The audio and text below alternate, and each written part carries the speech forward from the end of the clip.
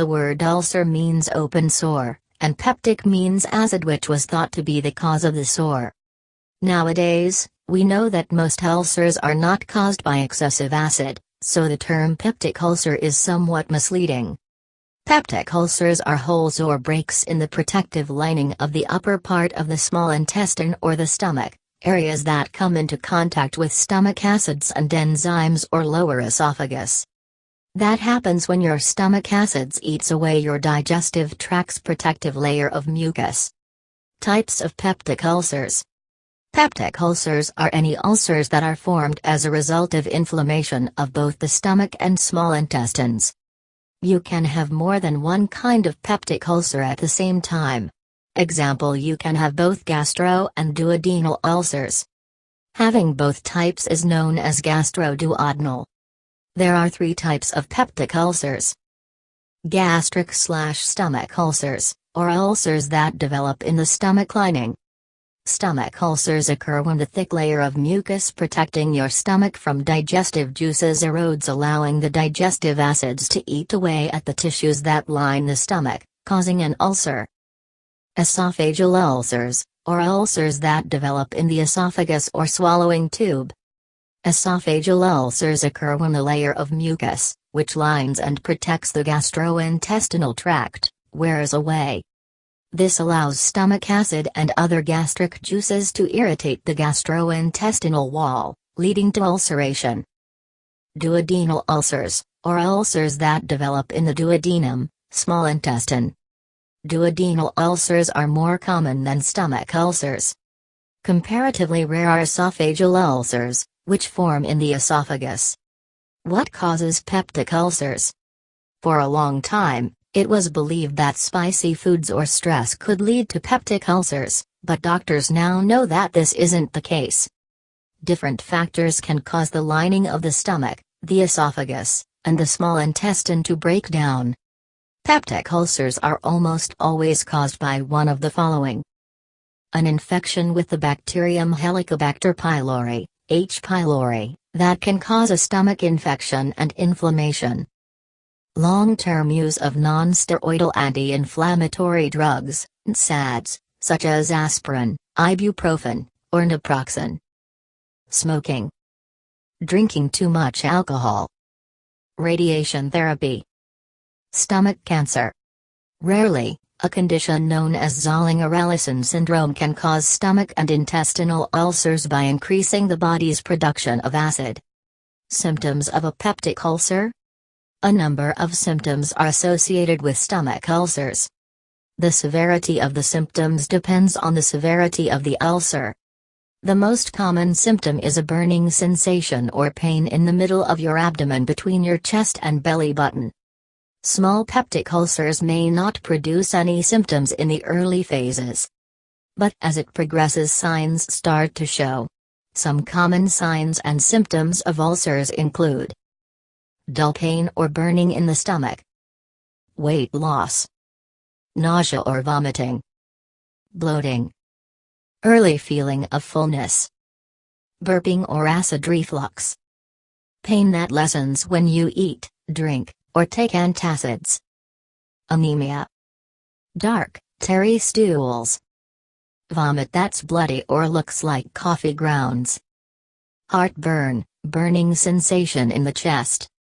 How are peptic ulcers diagnosed? Diagnosis and treatment will depend on your symptoms and the severity of your ulcer.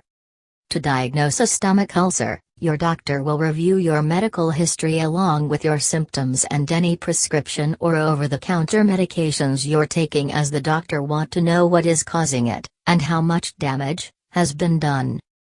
2 types of tests are available to diagnose a peptic ulcer, namely 1. Endoscopy. 2. Upper gastrointestinal, GI, series.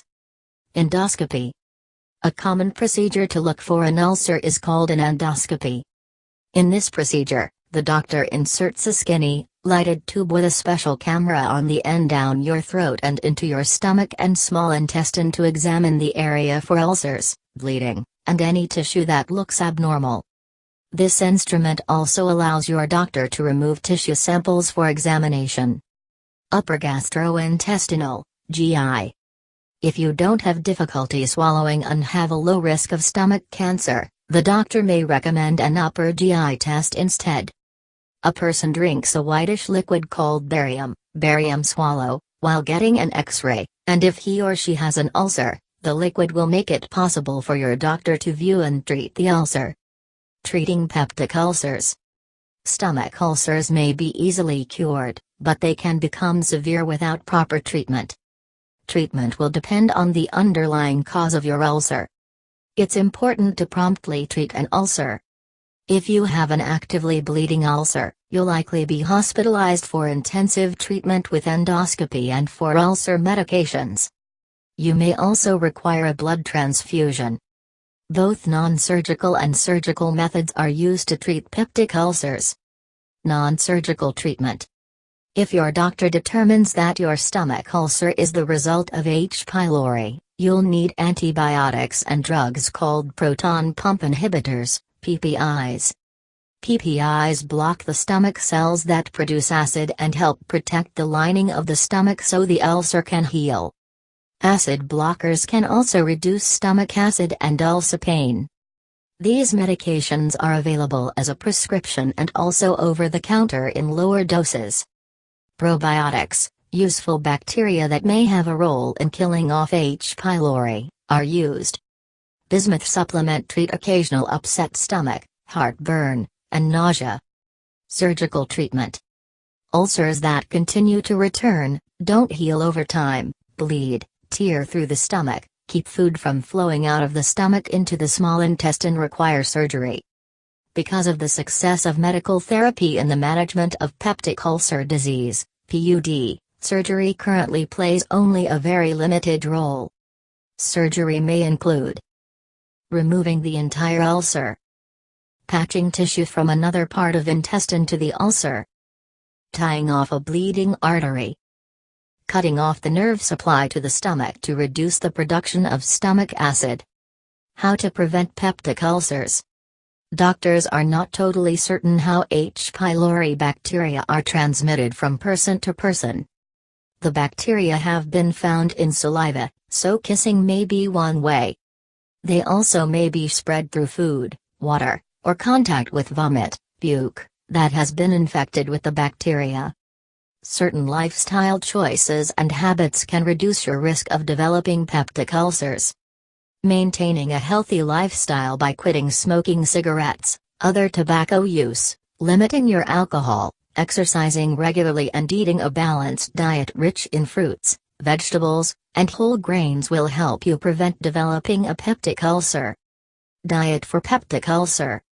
In the past, it was thought that diet could cause ulcers. We know now this isn't true.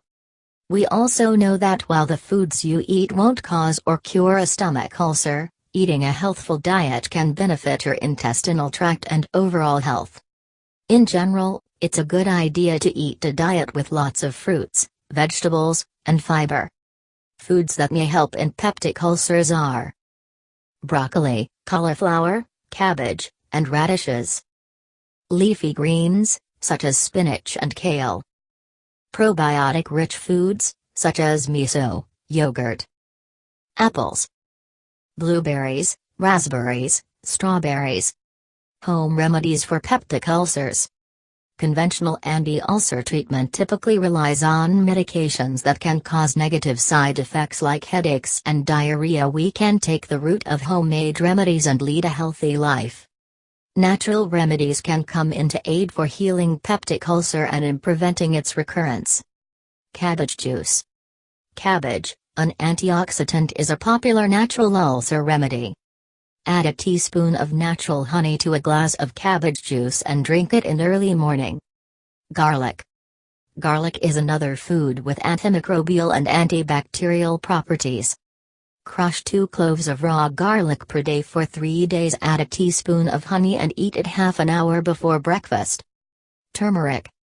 Turmeric, a South Asian spice, has healing properties. Add half teaspoon of turmeric to yogurt and eat it in the morning.